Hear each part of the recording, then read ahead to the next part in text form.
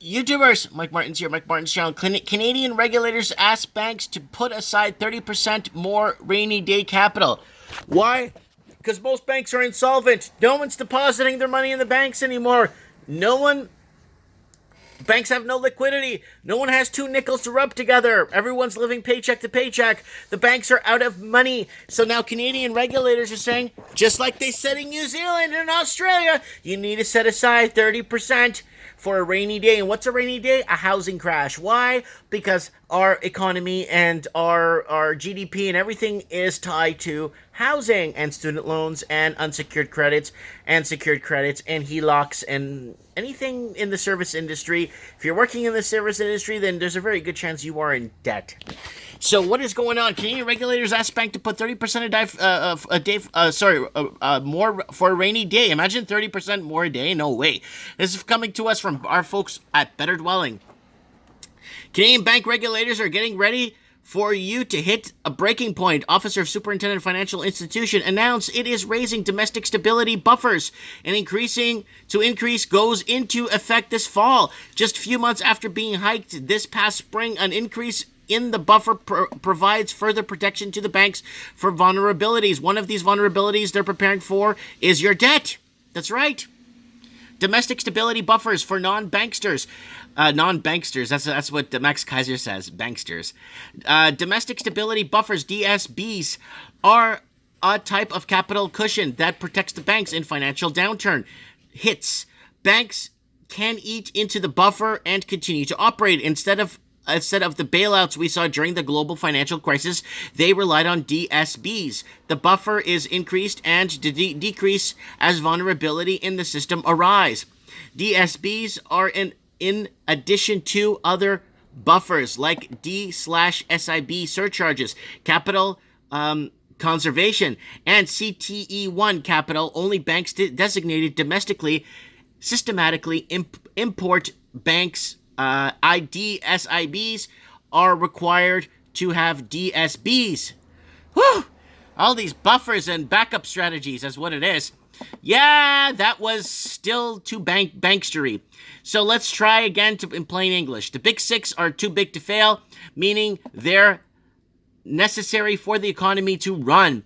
In the event things get sticky, banks liquidate assets to continue to provide loans. If it gets really bad, they seek a bailout from taxpayers. Of course we pay for it! The people that didn't buy into this crap have to pay for it in the end, because the other people that bought into this crap are paying for it because they're going insolvent! Woo! Alright. With DSBs, banks can now draw on more reserves than before that happens.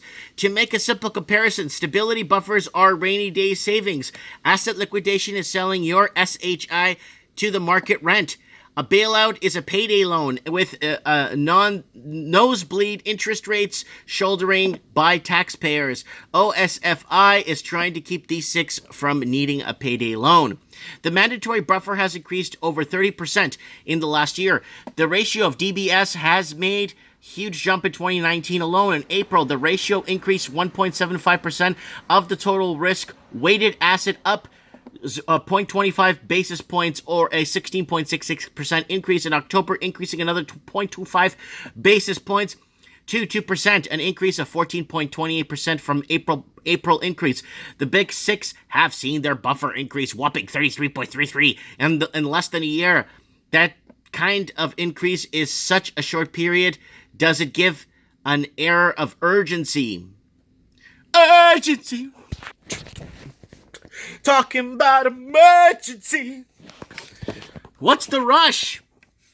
The rush to increase is due to a few key vulnerabilities: household debt, and residential real estate being two-sided. But here, guys, Australia's number one. Something big is going to happen in Australia. They erased 441 of my housing videos I've been doing for the last 4 or 5 years on Australia, covering the Australian housing crash, and I lost all those videos. And then now people say they can't even find me, and then now in Australia, they can't even have BitChute in Australia. It's like illegal to have BitChute in Australia unless you have a VPN.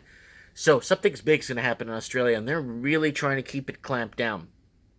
Unless I assign myself or align myself with the mainstream media hoaxsters. But then there's no point of doing this channel, right?